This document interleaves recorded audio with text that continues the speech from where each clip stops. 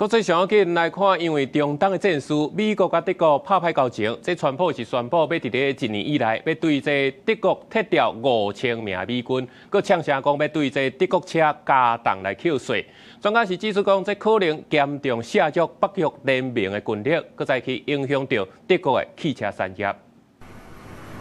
美國總統 Trump 初二宣布，美國要為德國撤軍的人數會超過5000人。德國總理梅爾茨初三接受德國公共電視台專訪的時，強調美軍是北約軍力的核心。也毋過，美國要為德國撤軍，毋是新消息啦，嘛免想意外。畢竟前總統拜登有承諾要提供德國政府飛彈，Trump 到今攏無表示。Das hat Donald Trump nie wiederholt. Die Zusage hat uns bisher nicht gegeben.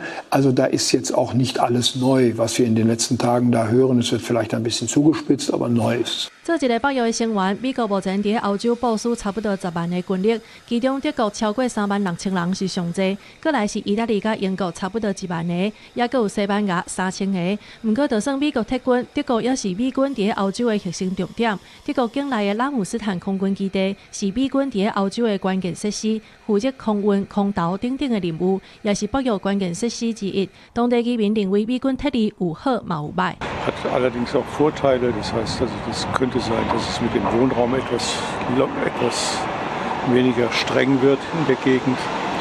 美國撤軍的決定在北約內部引起不安。2005年，美國已經決定裁減在羅馬尼亞的兵力，即馬上新的決定，讓北約愈來愈煩惱，這個聯盟有可能會弱化。德國內部評估較嚴重的衝擊是，美國也決定取消在德國部署美國陸軍長途火力營，這是為了要操作政府旋翼飛彈，也閣暗用極音速飛彈設的部隊。美軍取消這項部署，會大減甲羅西亞嚇驚的能力。當然，美國共和黨攏認為安尼做是對莫斯科傳送錯誤信號。另外，川普也講，美國對後禮拜開始會甲歐盟出口去美國的汽車關稅，對目前15%提懸到25%。梅爾茨有坦白講，川普對歐盟直直無批准甲美國的關稅協議真不滿。Ein bisschen enttäuscht darüber, dass wir in der Europäischen Union mit dem Abkommen von Turnberry, was im letzten Jahr geschlossen worden ist, im August in Schottland, bis heute nicht zu einem Abschluss gekommen sind. Im Europäischen Parlament gibt es bis heute Widerstände gegen dieses Abkommen.